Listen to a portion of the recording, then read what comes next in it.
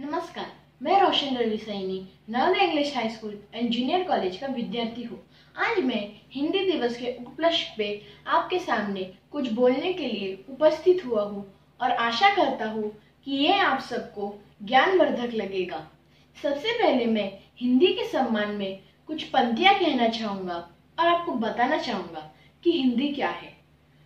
सरलता है, सबलता है, सहज संस्कार है हिंदी, है माँ की गोद हिंदी है, पिता का प्यार है हिंदी, मेरा अधिकार है हिंदी, मेरा व्यवहार है हिंदी, मेरा अधिकार है हिंदी, मेरा व्यवहार है हिंदी, भवन भाषा का है जिस पर वो दृढ़ आधार है हिंदी, भवन भाषा का है जिस पर वो दृढ़ आधार है हिंदी, कभी मीरा कभी तुलसी कभी रस खान है हिंदी, कभी मीरा कभी तुलसी कभी रस खान है हिंदी, हमारी संस्कृति साहित्य की पहचान है हिंदी, हमारी संस्कृति साहित्य की पहचान है हिंदी, प्रगति पथ का प्रथम सोपान है उत्थान है हिंदी,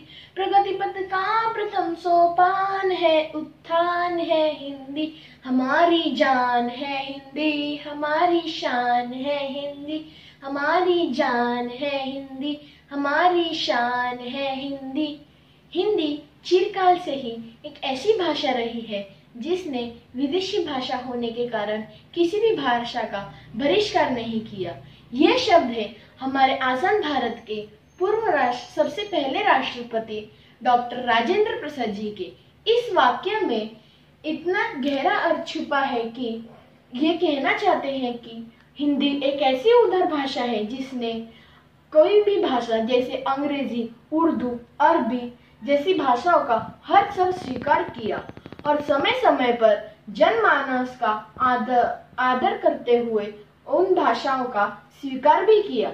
जैसे पहले रेल को हिंदी में लोहपदगामिनी कहा जाता था और साइकिल को द्विचक्रवाहिनी कहा जाता था।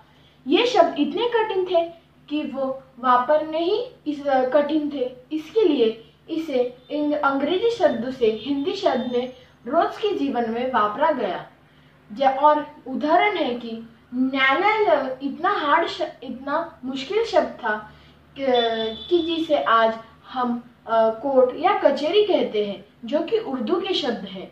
मैं आज कहना चाहूँगा कि हिंदी एक ऐसी भाषा है जो हर लोगों के दिल में बसती है और कहते हैं कि जो भाषा जितनी प्यारी होती है वो उतनी ही लोगों के दिल में बसती है और वो उतनी ही सरल होती है। और हमारी हिंदी भाषा है इतनी प्यारी कि हर एक के दिल में बसती है। और इसी बात पर मुझे एक कविता की पंक्तियां याद आ रही है।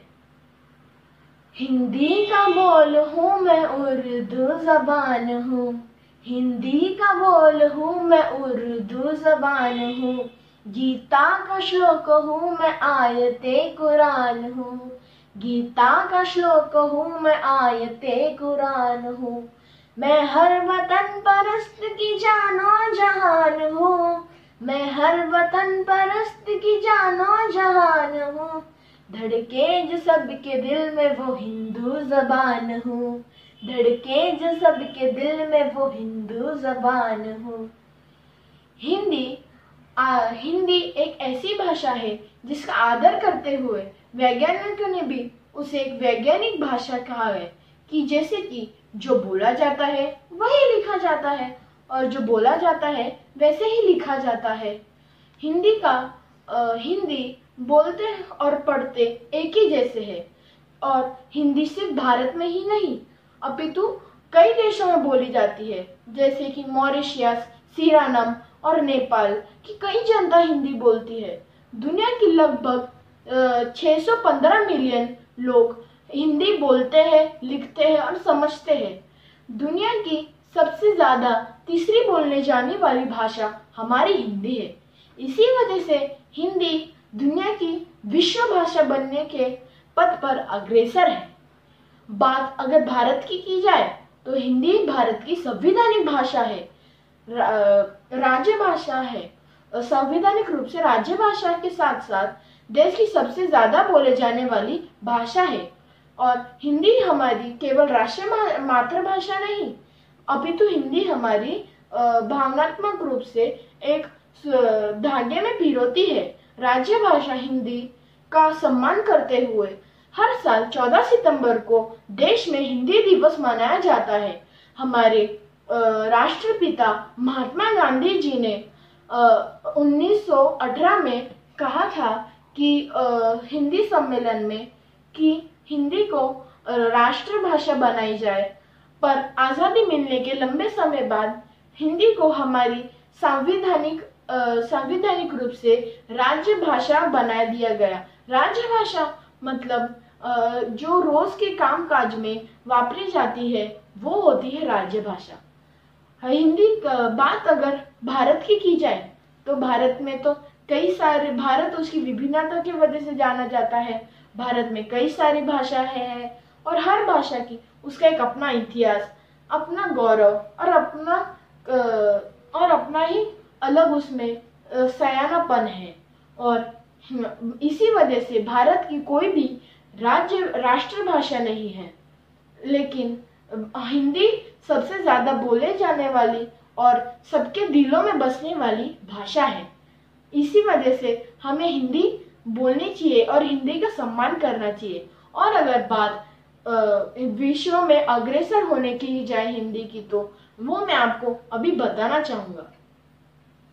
यशस्वी सूर्य अंबर चढ़ रहा है, तुमको सूचित हो, विजय का पथ सुपथ पे चढ़ रहा है, तुमको सूचित हो, अवंचित पत्र जो मेरे कभी खोले नहीं तुमने, अवंचित पत्र जो मेरे कभी खोले नहीं तुमने, समूचा विश्व उसे पढ़ रहा है, तुमको सूचित हो, समूचा विश्व उसे पढ़ रहा है, तुमको सूचित हो, अपंकित साधना आकाश पर है, तुमको सूचित हो, अकिंचन भावना आकाश पर है, तुमको सूचित हो, सरस ऋतु चक्र के स्वामी भुवन मोहन कन्हैया की, सरस ऋतु चक्र के स्वामी भुवन मोहन कन्हैया की, सलोनी दृष्टि है इस रोशन पर, तुमको सूचित हो,